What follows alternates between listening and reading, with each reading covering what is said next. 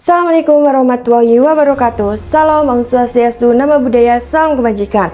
Sebelumnya izin memperkenalkan diri. Perkenalkan, nama saya Dwi Nur Melisa dengan NIM akhir 392. Saya dari Program Pendidikan Ekonomi Universitas Negeri Semarang.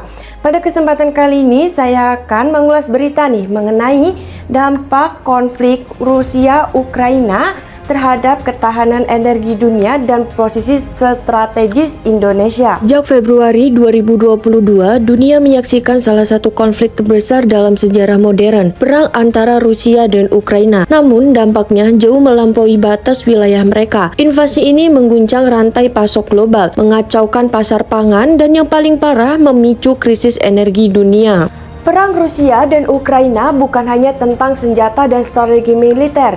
Nah, perang ini adalah perang energi yang dimana bisa mengguncang keseimbangan ekonomi dunia. Rusia adalah eksportir minyak dan gas terbesar kedua di dunia. Saat sanksi ekonomi diberlakukan oleh Amerika Serikat dan Uni Eropa, pasokan energi global terguncang. Eropa yang selama ini tergantung pada energi Rusia hingga 40% kini berada di ambang krisis. Musim dingin 2023 menjadi salah satu yang paling sulit. Harga listrik melonjak, pabrik-pabrik berhenti produksi, dan jutaan rumah tangga menanggung tagihan energi yang membengkak. Negara-negara seperti Jerman dan Prancis berusaha mencari alternatif dari Norwegia, Qatar, hingga Afrika. Namun pengganti pasokan energi tidak bisa dilakukan secepat itu. Situasi ini membuka babak baru dari geopolitik dunia. Energi kini bukan sekedar kebutuhan ekonomi, tetapi alat negosiasi kekuatan. Bank Dunia memperingatkan krisis energi global dapat menekankan pertumbuhan ekonomi dunia di bawah 2%. MV menilai ketegangan geopolitik memperbesar resiko resensi. Gelombang krisis energi tidak hanya menghantam Eropa, tapi juga Asia Tenggara. Negara-negara di kawasan ini mengalami kenaikan biaya produksi, inflasi tinggi, dan pelemahan nilai tukar. Vietnam dan Malaysia menyesuaikan tarif listrik mereka, sementara Thailand memperluas kerjasama energi lintas.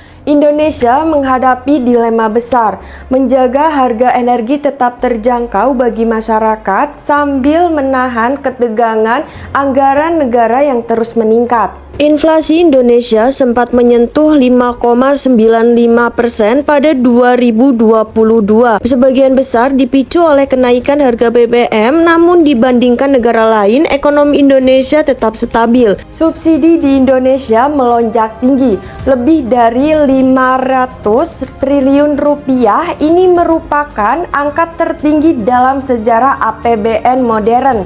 Tetapi di sisi lain, lonjakan harga komoditas malah membawa peluang terbesar untuk Indonesia saat ini. Ekspor batu bara, nikel, dan minyak sawit meningkat tajam. Surplus perdagangan Indonesia mencapai 36 miliar dolar Amerika pada 2023, angka tertinggi dalam sejarah modern. Krisis ini membuka peluang bagi Indonesia untuk memperkuat ketahanan energi nasional dan mempercepat transisi menuju energi bersih. Melalui forum G20 dan ASEAN, Indonesia memainkan peran penting dalam menyeimbangkan kerjasama antara Barat dan Timur. Indonesia bekerjasama dengan Amerika Serikat di bidang energi hijau, sekaligus memperkuat kemitraan investasi dengan Tiongkok.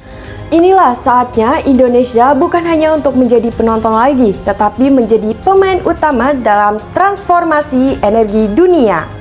Dengan sumber daya alam yang melimpah dan semangat inovasi, Indonesia memiliki peluang besar untuk memimpin era energi hijau di Asia Tenggara. Kita, generasi muda, punya peran penting dalam menjaga keberlanjutan ini melalui kesadaran, teknologi, dan kolaborasi. Kita bisa menjadikan Indonesia tidak hanya tahan terhadap krisis, tetapi juga inspirasi bagi dunia.